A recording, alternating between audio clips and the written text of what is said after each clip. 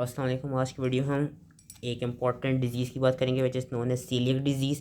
अब coeliac disease के और क्या क्या नाम है? Celiac disease is also known as coeliac sprue या gluten sensitive enteropathy. Basically coeliac disease होती क्या है? It is an immune mediated disorder which is triggered by the injection of gluten containing foods such as wheat, rye और barley in genetically predisposed individuals. ये वाली जो point है ये याद रखना है कि वो लोग जो कि जेनेटिकली प्रीडिस्पोज हों, जिनमें कुछ जेनेटिक डिफेक्ट्स आए हुए जो कि हम अभी आगे पढ़ेंगे, उन्हीं में ही सीलियक डिजीज़ होती है। हर किसी को जो भी कोई क्या कहते हैं गंदम या जौ जैसे खाने अगर खा ले तो हर किसी को नहीं होगी, सिर्फ इन जो स्पेसिफिक जेनेटिकली प्रीडिस्पोज इंडिविजुअल्स होते हैं उन्हीं को सीलियक डिजीज़ होती है whenever they ingest any gluten containing foods.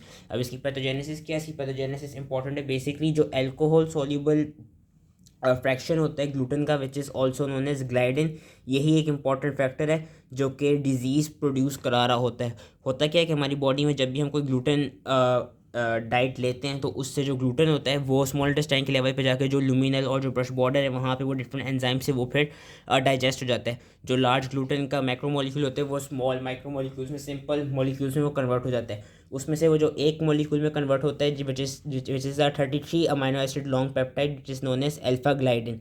Alpha gliadin peptide भी ग्लूटेन के डाइजेस्ट होने से निकलता है। अब अल्फा ग्लाइडिन पेप्टाइड के पास काम क्या है कि तो जो अल्फा ग्लाइडिन पेप्टाइड है it is basically resistant to degradation by gastric, pancreatic and small intestinal proteases.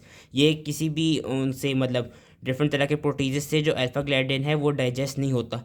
तो नॉट ऑल, लेकिन सम ऑफ द ग्लाइडिन क्या करते हैं कि जो ग्लाइडिन होते हैं वो कुछ डिफरेंट एंटेरोसाइट्स पे जाके इस तरह हम देख सकते हैं अटैच हो जाते हैं और वहाँ पे उन एपिथेलियल सेल्स को, इन एंटेरोसाइट्स को, they basically induce the expression of interleukin 15। जिस तरह हम यहाँ पे देख सकते हैं ग्लाइडिन जब आके इन दो एपिथेलियल सेल्स पे लगा वहाँ पे क्या हुआ, उसने फिर इंटरल्यूकिन 15 का एक्सप्रेशन बढ़ा दिया।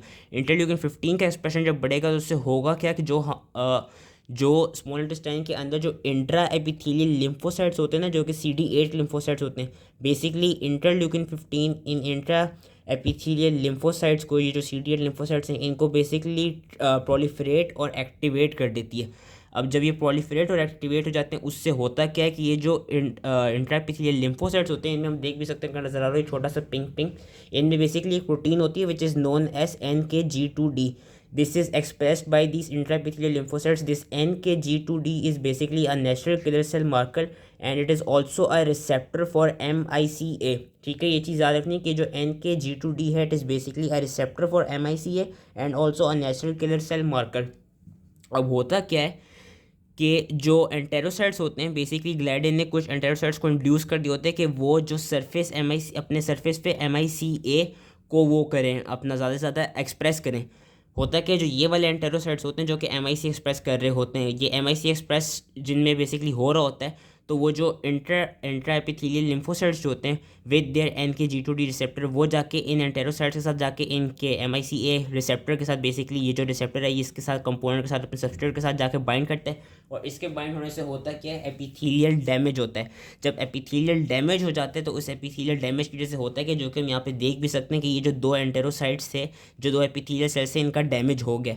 इनके डैमेज होने की वजह से जो ग्लाइडिन होता है वो अब सेल के अंदर आ जाता है। सेल के अंदर आने के बाद ग्लाइडिन के साथ क्या होता है, ग्लाइडिन के जो पेप्टाइड्स होते हैं वो बेसिकली लेमिनार प्रक्रिया के अंदर डीएमाइडेट हो जाते हैं by the enzyme known as tissue ट्रांसग्लूटामाइनेस।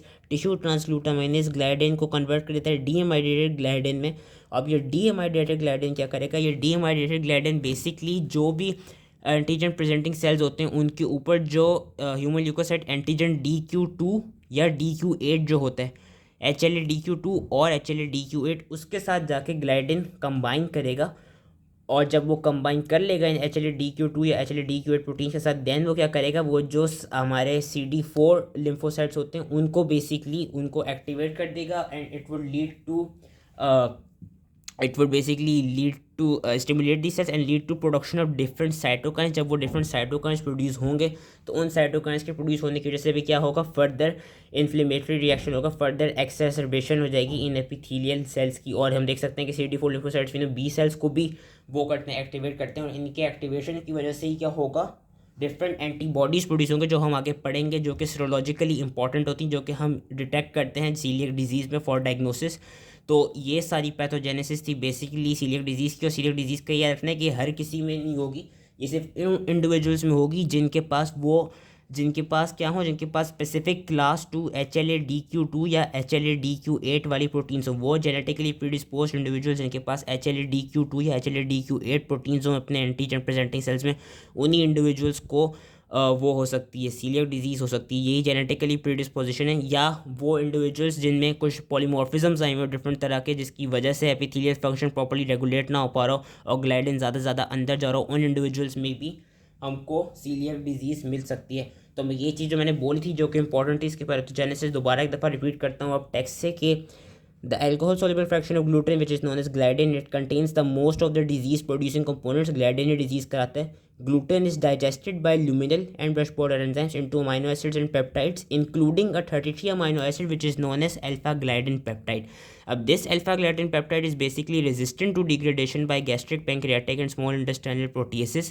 Some of the gliadin, not all, some gliadin peptides they may induce the epithelial cells to express interleukin 15 जो कि मैंने बताया था, which in turn triggers activation and proliferation of CD8 intraepithelial lymphocytes जो कि हम यहाँ पे देख सकते हैं।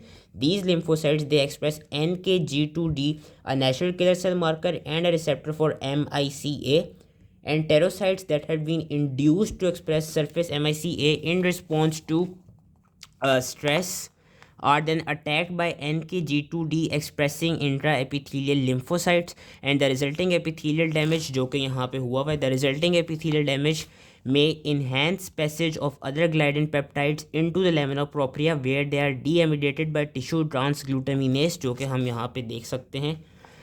अब these gliadin peptides, these deamidated gliadin peptides, they will interact with HLA-DQ2 or HLA-DQ8 on antigen presenting cells, in turn stimulating CD4 T cells to produce cytokines which exacerbate the tissue damage. और कौन कौन से people ज़्यादा क्या कहते हैं predispose होते हैं? Those people who have HLA proteins mainly class 2 HLA-DQ2 और DQ8 एलील्स जिनमें हो, उन इंडिविजुअल्स में ज़्यादा सीलियक डिजीज़ के चांस होते हैं। तो ये चीज़ इसकी याद रखनी थी पैथोजेनेसिस की। अब इसकी मॉर्फोलॉजी एक और इंपॉर्टेंट पॉइंट पा जाते हैं। सीलियक डिजीज़ का याद रखने के जो इसके बायोप्सी के स्पेसिमेंस होते हैं वो हम या तो सेकंड पोर्शन ऑफ डुओडेनम से लेते हैं या प्रॉक्सिमल जजेनम से लेते हैं। इन दो एरिया से क्यों लेते हैं? Because basically these are the sites जहाँ पे हाईएस्ट एक्सपोजर होता है या हाईएस्ट कॉन्सेंट्रेशन हमको डाइटरी ग्लूटेन की मिलती हैं, second portion of duodenum and proximal jejunum. इसलिए हम यहाँ से बायोप्सी स्पेसिमेंस लेते हैं। एंड हिस्टोलॉजिकली हमको क्या चीज़ें कैरेक्टरिस्टिक फीचर्स मिलते हैं सीलियक डिजीज़ के? There is increase number of intraepithelial CD8 lymphocytes which is also known as intraepithelial lymphocytosis. There is crypt hyperplasia and there is villus atrophy. विलाय की atrophy हो जाती है। जब विलाय एट्रॉफी ख़त्म हो जाती है तो उसकी वजह से क्या होता है? उसकी वजह से it leads to loss of mucosal and brush border surface area. क्योंकि हमें पता था कि विलाय का काम क्या होता था, वो सरफेस एरिया को बढ़ाती थी। जब विलाय ही एट्रॉफी कर गई, विलाय ख़त्म हो गई, तो there is loss of mucosal and brush border surface area which contributes to malabsorption. Malabsorption के लिए हमने 4 फैक्टर्स पढ़े थे पिछली वीडियो में, जिसमें से हम देख सकते हैं कि अगर टर्मिनल डाइजेशन भी ना हो रही हो या ट्रांस एपिथेलियल ट्रांसपोर्ट भी ना हो रही हो तो भी it leads to malabsorption. और इसमें यही होगा कि इसमें सिंस विलाय की एट्रॉफी हो गई है तो सरफेस एरिया है नहीं, फूड सही से एब्जॉर्ब हो नहीं रहे। एंड ऑल्सो इसका एक और कैरेक्टरिस्टिक फीचर क्या है? इसका कैरेक्टरिस्टिक फीचर ये है कि देयर इज क्रिप्ट हाइपरप्लेजिया। अब ड्यू टू क्रिप्ट हाइपरप्लेजिया हो क्या रहा है कि जो एपिथेलियल टर्न ओवर रेट है that is increased, and since epithelial turn over rate increased है ड्यू टू क्रिप्ट हाइपरप्लेजिया, उसकी वजह से होगा क्या? उसकी वजह से ये होगा कि जो एंटेरोसाइट्स होंगे उनकी जो एब्जॉर्प्टिव एबिलिटीज़ होंगी वो लिमिट हो जाएंगी या वो डिमिनिश हो जाएंगी, और जिसकी वजह से अगेन जो फूड है वो प्रॉपरली एब्जॉर्ब हो नहीं पाएगा। एंड एज अ रिजल्ट जो टर्मिनल डाइजेशन का प्रोसेस है या जो ट्रांस एपिथेलियल ट्रांसपोर्ट के प्रोसेस हैं वो ईजिली हो नहीं पाएंगे। कि they limit the ability to absorb enterocytes and to fully differentiate and express proteins which are necessary for terminal digestion and transepithelial transport। तो इसलिए भी इसमें हमको सीलियक डिजीज़ में क्या मिलती है? हमको मैल एब्जॉर्प्शन मिलती है। और कौन से फीचर्स हैं जो कि हमको मिलते हैं सीलियक डिजीज़ में? There is increase in number of plasma cells, mast cells and eosinophils specially within the upper part of lamina propria, जिसकी हमें फिगर यहाँ पे मिली है कि यहाँ पे विलाय कम्प्लीटली एट्रॉफी कर चुकी हैं। और हम ये देख चुके हैं कि विद इन लेमिना प्रोप्रिया हमें बहुत सारे increase number of plasma cells मिल रहे हैं। And also there is crypt hyperplasia and एक और चीज़ इसमें याद रखनी है कि जब हम सीरोलॉजिकली स्क्रीन कर लेते हैं तो सीरोलॉजिकली स्क्रीन करने के बाद जो मोस्ट सेंसिटिव मार्कर है ना for celiac disease, the most sensitive marker is that increase number of intraepithelial lymphocytes particularly within the villus. That is the sensitive marker of celiac disease even if there is absence of epithelial damage and absence of villus atrophy. अगर हमको screening करने के बाद intra epithelial lymphocytes का वो ज़्यादा highest concentration मिल जाए so that is a sensitive marker for celiac disease. लेकिन ये याद रखना है कि intraepithelial lymphocytosis and the villous atrophy they are not specific for celiac disease. ये चीज़ याद रखनी है कि these things are sensitive for celiac disease but not specific for celiac disease, क्योंकि इंट्राएपिथेलियल लिम्फोसाइटोसिस और विलस एट्रोफी ये different disease में भी देखी जाती हैं. फॉर एग्जांपल वायरल एंट्राइटिस में भी हमको ये चीज़ मिलती है. So that was all related to celiac disease. अब इसके हम क्लिनिकल फीचर्स में आते हैं. मोस्टली हमारे लिए पीडियाट्रिक पॉपुलेशन से ही ज़्यादा इंपॉर्टेंट होती है क्योंकि छोटे बच्चों में ज़्यादातर सीलियक डिजीज़ के केसेस मिलते हैं. एडल्ट्स का लेकिन हम पहले पढ़ लेते हैं. एडल्ट्स में यूजली 30 वो एडल्ट्स जो कि बिटवीन 30 to 60 एजेस के दरमियान वाले होते हैं उनमें ज़्यादातर सीलियक डिजीज़ डायग्नोज होती हैं. एंड ज़्यादातर मोस्टली पेशेंट्स में ये मिलता है कि उनको सीलियक डिजीज़ जो होती है वो या तो साइलेंट सीलियक डिजीज़ होगी या लेटेंट सीलियक डिजीज़ होगी. साइलेंट सीलियक डिजीज़ के क्या फीचर्स होते हैं? साइलेंट सीलियक डिजीज़ में basically there is positive serology and villous atrophy. Positive serology में आगे बताऊंगा कि वो जो एंटीबॉडीज़ हैं ये जो हाँ क्या कहते हैं हम सीरोलॉजिकल स्क्रीन जो करते हैं एंटीबॉडीज़ को ये बेसिकली पॉजिटिव मिलती हैं और हमको विलस एट्रोफी मिलती है इन साइलेंट सीलियक डिजीज़. लेकिन there aren't any symptoms, it is silent. Whereas latent celiac disease में क्या डिफरेंस है? लेटेंट सीलियक डिजीज़ में ये डिफरेंस है कि इसमें भी पॉजिटिव सीरोलॉजी मिलेगी लेकिन इसमें विलस एट्रोफी नहीं मिलेगी तो और उसमें भी अगेन सिम्टम्स नहीं मिलेंगे. तो ये दो पॉइंट्स है साइलेंट और लेटेंट सीलियक डिजीज़ के. बाकी हमें कौन कौन से सिम्टम्स मिलते हैं? There is chronic diarrhoea, bloating, chronic fatigue and mostly patients might also be asymptomatic. There is anaemia due to chronic iron and vitamin malabsorption. वो हमने पढ़ लिया मेल एब्जॉर्प्शन क्यों हो रही है? क्योंकि विलस की एट्रोफी हो चुकी है, क्रिप्स हाइपरप्लेजिया हो चुका है. एंड साथ ही क्योंकि एनीमिया हो सकता है क्रॉनिक आयरन मेल एब्जॉर्प्शन की वजह से. तो जो एडल्ट्स में सीलियक डिजीज़ होती है वो ये देखा गया कि जो उसकी फ्रीक्वेंसी है मेल टू फीमेल रेशियो वो ज़्यादातर फीमेल में क्या कहते हैं 2 गुना ज़्यादा देखी जाती है कंपेयर टू मेल.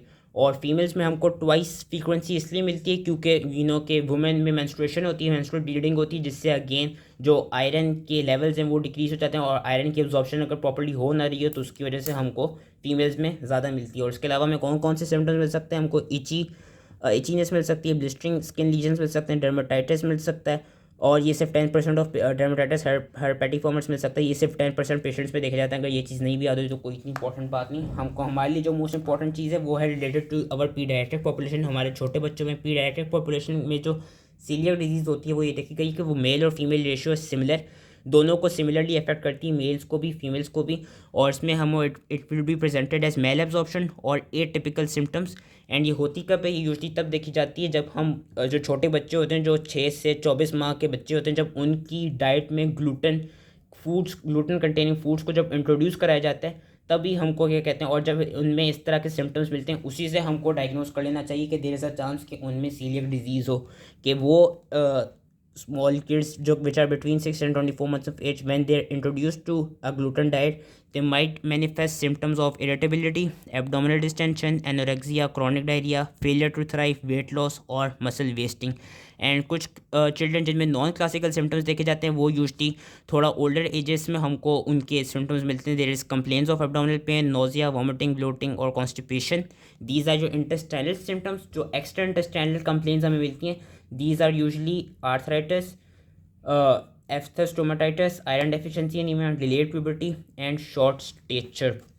अब ट्रीटमेंट क्या है? अभी तक सीलियक डिजीज़ की ट्रीटमेंट यही देखी गई है कि ग्लूटेन फ्री डाइट अगर की जाए तो there is resolution of symptoms, there is reduce titre of anti tissue transglutaminase and there is also chance of restoring normal या near normal mucosal histology within 6 to 24 months. And there is also chance कि जो anaemia, female infertility, osteoporosis और cancer के जो symptoms हैं वो भी decrease हो जाएं अगर हम ग्लूटेन फ्री डाइट दें सीलियक डिजीज़ वाले पेशेंट्स को. अब जो ये वाला उन्होंने छोटा सा पैराग्राफ लिखा हुआ है ये मैं यहाँ से नहीं समझाऊंगा और ये मैं यहाँ से इसलिए नहीं समझाऊंगा क्योंकि इसके लिए हमको मोस्ट इंपॉर्टेंट ये फ्लो चार्ट याद रखना है. ये फ्लो चार्ट इस इंपॉर्टेंट, ये कभी कभी पूछा जा सकता है तो इससे मैं रिलेटेड बताता हूँ कि हम कौन कौन से सीरोलॉजिक टेस्ट करते हैं. उन सीरोलॉजिक टेस्ट के नाम भी याद रख लीजिएगा. कि हाउ वुड वी क्या कहते हैं approach patient who are having gluten sensitivity, whether old या वेदर क्या कहते हैं पीड्स, वेदर इन्फेंट्स और वेदर ओल्डर पीपल। बेसिकली होता क्या है कि दोस्त पेशेंट्स जिनको ग्लूटेन सेंसिटिविटी हो, उनमें सबसे पहली चीज़ हम करेंगे, क्योंकि हमने फॉरेन बायोप्सी नहीं करानी, हमने नॉन इन्वेसिव टेस्ट सबसे पहले करने होते हैं। सबसे पहले हम सीरोलॉजी के टेस्ट कराते हैं। सीरोलॉजिकल टेस्ट में हम कौन कौन से 2 टेस्ट कराते हैं? हम एक तो सीलियक डिजीज स्पेसिफिक टेस्ट कराते हैं, या हम वीट एलर्जी स्पेसिफिक टेस्ट कराते हैं। सीलियक डिजीज स्पेसिफिक टेस्ट कौन से होते हैं, जो कि हमने नाम याद रखना होगा सीरोलॉजी के? वी टेस्ट फॉर IgG और IgA anti gliadin antibody, we test for IgA anti T2G antibody, and we test for anti endomysial antibody, जिसका उन्होंने नाम यहाँ पे दिया हुआ है। ठीक है, ये सीलियक डिजीज स्पेसिफिक होते हैं। IgG IgA anti gliadin antibody, IgA anti T2G antibody and anti endomysial antibody. और वीट एलर्जी के लिए हम कौन सा स्पेसिफिक टेस्ट कराते हैं सीरोलॉजी का? We test for IgE antibody. अब लेट सपोज, पहले आसान सी चीज़ पा देते हैं, लेट सपोज हमको ये सब नेगेटिव मिले लेकिन IgE एंटीबॉडी पॉजिटिव मिल गई। IgE एंटीबॉडी जब पॉजिटिव मिल गई तो हम क्या करेंगे? हम स्किन प्रिक टेस्ट करेंगे, और अगर स्किन प्रिक टेस्ट भी पॉजिटिव मिल गया तो इसका मतलब हमारे पेशेंट को वीट एलर्जी है। ठीक है, ये सिंपल सी बात थी। अब सीलियक डिजीज़ के केस में क्या होता है? सीलियक डिजीज़ के केस में लेट सपोज कि जो सीलियक डिजीज़ स्पेसिफिक टेस्ट थे सीरोलॉजी के, वो सारे आए पॉजिटिव।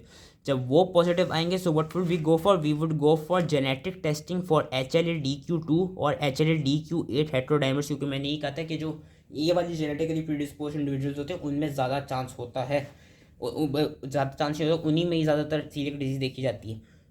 जब हमने सीरोलॉजी का पॉजिटिव आ गया, देन हम ये वाली टेस्टिंग करेंगे, जेनेटिक टेस्टिंग। और अगर जेनेटिक टेस्टिंग भी पॉजिटिव होगी, देन हम डुओडेनल बायोप्सी पे जाएंगे। एंड अगर डुओडेनल बायोप्सी भी पॉजिटिव आई कि क्या कहते हैं जो सेकंड पोर्शन ऑफ डुओडेनम था वहाँ पे हमको इंक्रीज ग्लूटेन कॉन्सेंट्रेशन मिली, देन हम इसको मार्च टाइप 3 या मार्च टाइप 4 बोलेंगे, and that would be known as celiac disease. What is Marsh type 3 और 4? बेसिकली मार्च एक साइंटिस्ट था, उसने सीलियक डिजीज़ के उनको सिम्टम्स को या उनके साइंस को उनको बेसिकली डिफरेंट तरह से ग्रेड दिया था, type 0, type 1, type 2, type 3, type 4। और उसने किन बेसिस पे ग्रेड दिया था? उसने बेसिकली 3 चीज़ों पे ग्रेड 3 चीज़ों के लिहाज से ग्रेड्स दिए थे, depending upon the concentration of intraepithelial lymphocytes, depending upon how much crypt hyperplasia is present, and depending upon कि विलस एट्रोफी कितनी हो गई है। हम गूगल पे भी चेक कर सकते हैं कि उसके कहते हैं डिपेंडिंग अपॉन जितनी भी इन तीनों चीज़ों की सेवेरिटी हुई वो इंट्राएपिथेलियल लिम्फोसाइटोसिस की, विलस एट्रोफी की और क्रिप्ट हाइपरप्लेसिया की, उसने फिर उसकी ग्रेडिंग कर दी सीलियक डिजीज़ की, टाइप 0 से लेकर टाइप 4 तक। तो जब हमको ये चीज़ें पॉजिटिव मिलती हैं और अगर हमें मार्च की टाइप 3 या टाइप 4 वाला ग्रेड मिले, so we would go for celiac disease, उस बंदे में प्रेजेंट है सीलियक डिजीज़ इज़ पॉजिटिव। और ये चीज़, ये जो फ्लो चार्ट है इसको याद रख लीजिएगा, या इसकी स्क्रीनशॉट ले लें, या इसको याद रख लीजिएगा, दिस इज़ इंपॉर्टेंट। अगर तो ऐसा हो कि CD की जो सीरोलॉजी है वो हमको नेगेटिव मिले और वीट की भी नेगेटिव मिले, then what would we go for? We would go for duodenal biopsy. And if duodenal biopsy is also negative, then it would be termed as Marsh type 0 or 1. उन individuals में हम क्या करेंगे? उन individuals में हम देंगे पहले उनको ग्लूटेन फ्री डाइट। जब ग्लूटेन फ्री डाइट देंगे, देन देखा जाएगा कि there is improvement in their symptoms and there is improvement in their health conditions. जब इम्प्रूवमेंट आने लग जाएंगी, देन हम उनकी डाइट में ग्लूटेन दोबारा ऐड करेंगे, ग्लूटेन चैलेंज करेंगे। अब ग्लूटेन चैलेंज करने से क्या होगा? There would be appearance of दो सिम्टम्स अगेन जो कि पहले आ रहे थे ग्लूटेन सेंसिटिविटी के। तो जो ये वाले पेशेंट्स जो होते हैं जिनमें CD की सीरोलॉजी नेगेटिव हो और डुओडेनल बायोप्सी भी नेगेटिव हो, मार्च टाइप 0 बनो, इन इंडिविजुअल्स को बेसिकली एक डिजीज़ होती है NCGS which is known as non celiac gluten sensitivity. ये चीज़ अगर ना भी याद हो तो एक तरफ से मतलब देख लीजिएगा, एटलीस्ट यहाँ तक लिख दीजिएगा अगर लिखने को आ जाए मार्च टाइप 0-1 तक। नॉन सीलियक ग्लूटेन सेंसिटिविटी में ये सब चीज़ें देखी जाती हैं। जो मोस्ट इंपॉर्टेंट था वो था सीलियक डिजीज़ और वीट एलर्जी। एंड यहाँ पे फिर उन्होंने लास्टली ये बताया हुआ है कि those individuals who have celiac disease they have increase risk of developing malignancies. और कौन कौन सी मेलिग्नेंसीज जो डेवलप कर सकते हैं? Most common cancer is enteropathy associated T cell lymphoma and small intestinal adenocarcinoma. जिन पेशेंट्स को सीलियक डिजीज़ होती है उनमें इन दो कैंसर्स के चांसेस काफ़ी हाई होते हैं। और ये भी देखा गया है कि अगर तो कोई इंडिविजुअल ग्लूटेन फ्री डाइट ले रहा हो और ग्लूटेन फ्री डाइट ले उसको जिसको सीलियक डिजीज़ डायग्नोज हो गई है वो फिर ग्लूटेन फ्री डाइट ले रहा हो और ग्लूटेन फ्री डाइट लेने के बावजूद उसको ये कहते हैं एब्डोमिनल पेन, डायरिया और डिफरेंट मेल एब्जॉर्प्शन के सिम्टम्स मिल रहे हैं, देन वी वुड हमने अपने दिमाग में एक थोड़ी डिफरेंशियल डायग्नोसिस बना ली कि देयर इज अ चांस कि उसको इन दोनों में से कोई कैंसर हो रहा हो। So that was all related to celiac disease. I hope easily समझ में आ गया। It was an important topic and thank you.